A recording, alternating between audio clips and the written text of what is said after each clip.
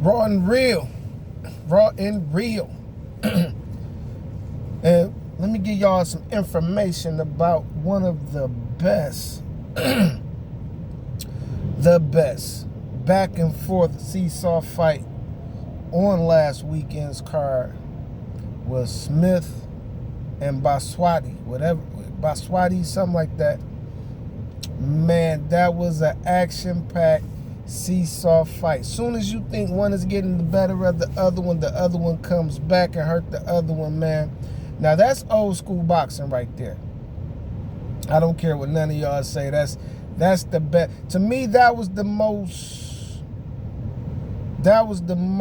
even fight on the card and the most exciting fight on the card, because you never knew which one was gonna go or which one was gonna hold up. They was both rocking the shit out of each other. Now that was a rock'em sock'em robot fight if you ever saw one. I swear to God. That fight right there was all that.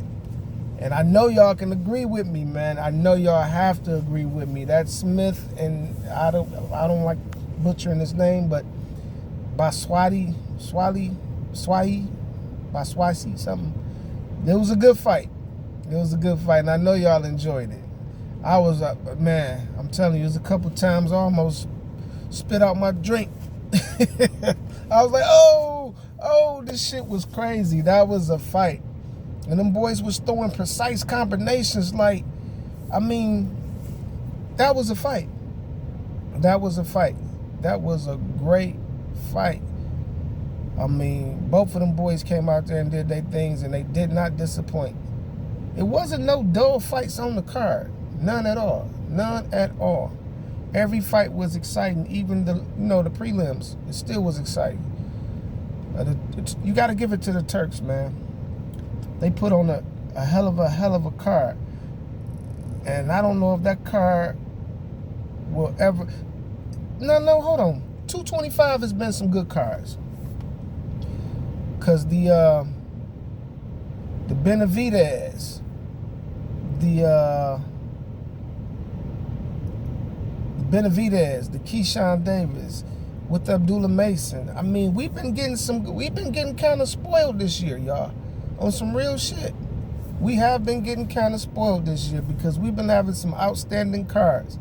And that just make people want to see the whole card instead of just waiting for the main event. You know what I'm saying? And that's what boxing's supposed to be about. And that's what's going to keep life in boxing.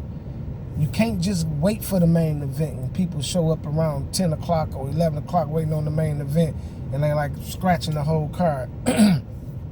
The cards they're putting together this year, you got to be there for every fight. Because sometimes the preliminaries be more exciting than the main fight. You know what I'm saying? Because these are guys that's trying to make a name for themselves. So it's less technical and less strategic and less, I wouldn't say strategic, but it's less technical because they're still trying to impress and give a show. But it is not a waiting game. Like, we gonna get to it. We gonna handle this business. But that was a good-ass fight, though. And we've been spoiled. I just want to see what's up this weekend because I'm going to have some heat for y'all for this Tank and Lamont fight.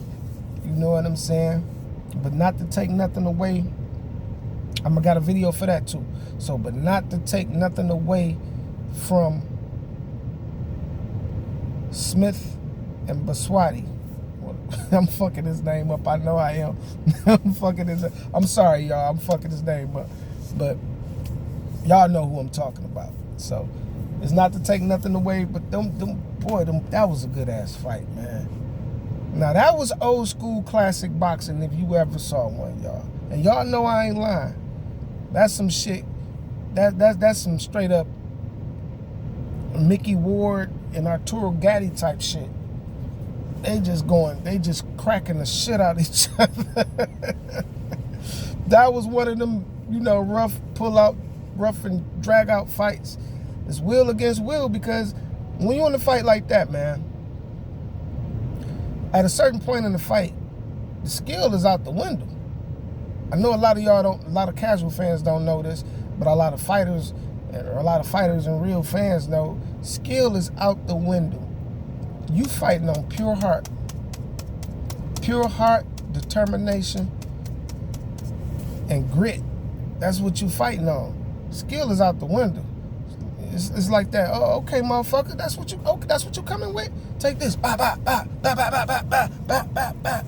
You know what I'm saying? It's one of those type shits.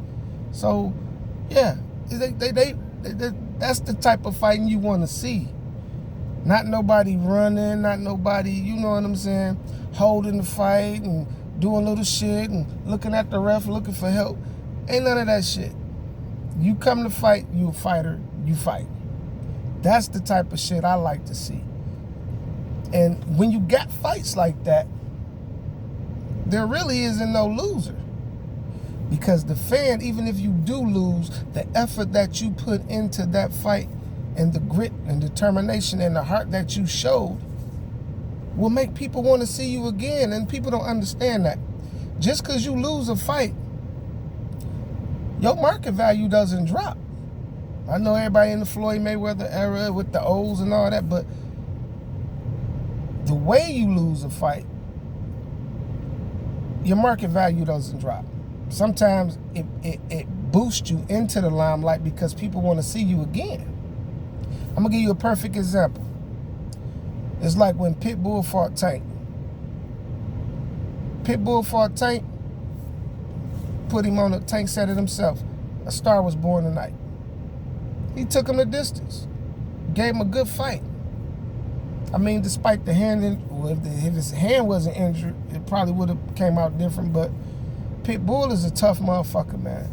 And you still got to give him props the way he was going toe-to-toe and blow for blow with Tank. Can't too many fighters do that. But after the fight, he got a world title. You know what I'm saying? So that tells you everything in itself.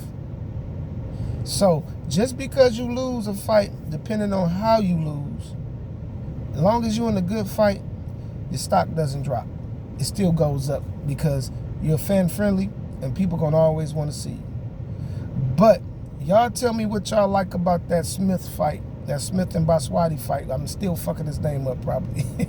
But y'all tell me what y'all like about that. Please like and comment and subscribe to those who haven't subscribed. And please share. Share this with your other fight fans and everything. All my videos, please do.